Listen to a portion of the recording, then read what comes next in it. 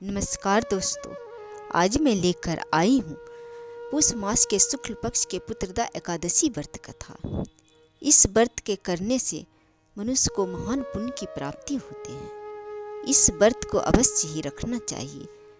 इस व्रत को करने से धन, धान और पुत्र की प्राप्ति होती है। इस व्रत के विषय में जब युधिष्ठिर भगवान श्री कृष्ण से पूछने लगे कि हे मधुसूदन, पुष माह के शुक्ल पक्ष के पुत्रदा एकादशी व्रत के करने से क्या होता है और इस व्रत को का महत्व क्या है, इस व्रत में किस भगवान की पूजा की जाती है, तब भगवान श्री कृष्ण कहने लगे कि हे राजन, इस व्रत में भगवान नारायण की पूजा की जाती है और इस एकादशी का व्रत करने से मनुष्य के समस्त मनोकामना पूर्ण होती है और धन, धान, सुख, सौभाग्य की प्राप्ति होती है।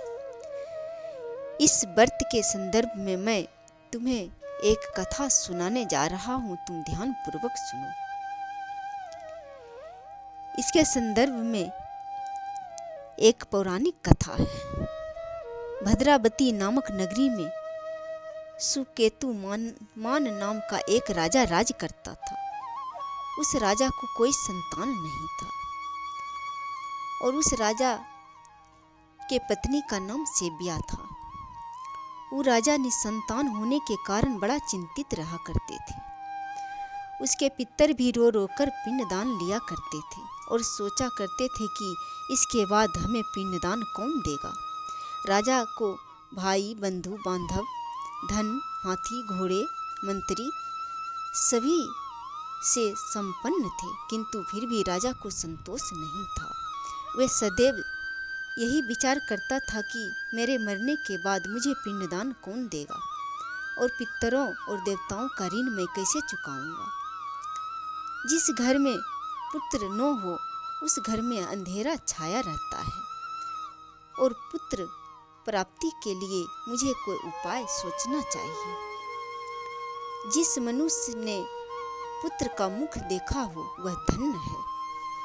उसको इस लोक में यश और परलोक में शांति मिलती है, अर्थात उसको दोनों लोक सुधर जाते हैं और पूर्व जन्म के कर्म से ही इस जन्म में धन, पुत्र आदि की प्राप्ति होती है। राजा इसी प्रकार रात दिन सोचते रहते थे। एक समय तो राजा अपने शरीर का त्याग करने जा रहे थे। तभी राजा सोचने लगे कि शरीर का त्याग करने से महान पाप लगता है और शरीर का त्यागने का बात मन से निकाल दिया और राजा एक दिन घोड़े पर सवार होकर जंगल की ओर चल दिए। राजा ने वन में देखा कि सभी पक्षी और वृक्ष को देखने लगा और उसने देखा कि वन में मृग, व्याघ्र, सुअर, सिंह, बंदर, सर्प आदि सब भ्रमण कर रहे हैं। हाथी अपने बच्चों और हाथिनी के बीच घूम रहे हैं।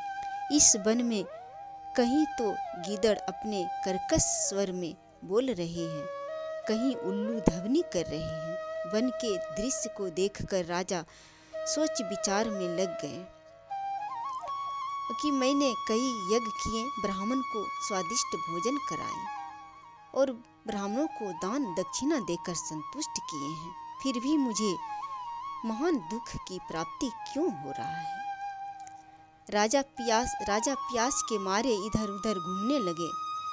तब राजा को एक सरोवर दिखाई दिया।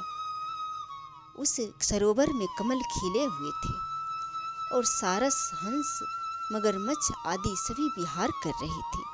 सरोवर के चारों ओर मुनियों के आश्रम बने हुए थे।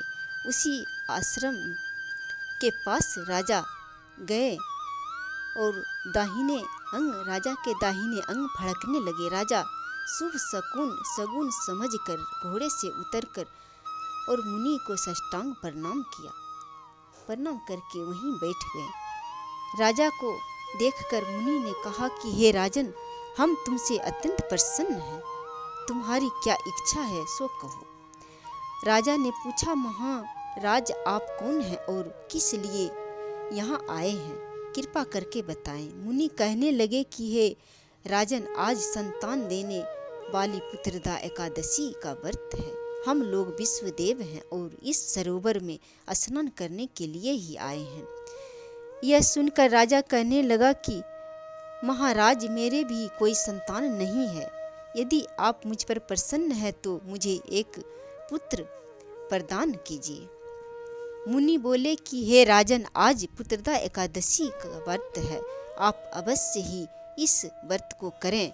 भगवान की कृपा से अवश्य ही आपको पुत्र की प्राप्ति होगी। मुनि के वचन को सुनकर राजा ने उसी दिन एकादशी का व्रत किया और द्वादशी को पारना किया। इसके पश्चात मुनि को प्रणाम करके अपने नगर को वापस लौट आए।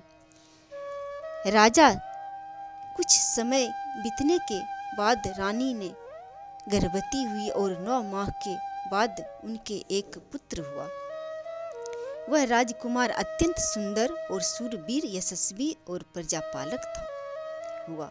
श्री कृष्ण बोले कि हे राजन, पुत्रदा एकादशी के प्राप्ति के लिए पुत्रदा एकादशी का व्रत जरूर करना चाहिए। जिसे संतान न हो उसे अवश्य इस व्रत को करना चाहिए, जिसे संतान की प्राप्ति होती है। जो मनुष्य इस कथा को सुनता है और दूसरों को सुनाता है, उसे वैकुंठ धाम लोक को प्राप्त होते हैं और स्वर्ग को गमन करते हैं। इस व्रत को जरूर करना चाहिए और कथा सुनना चाहिए।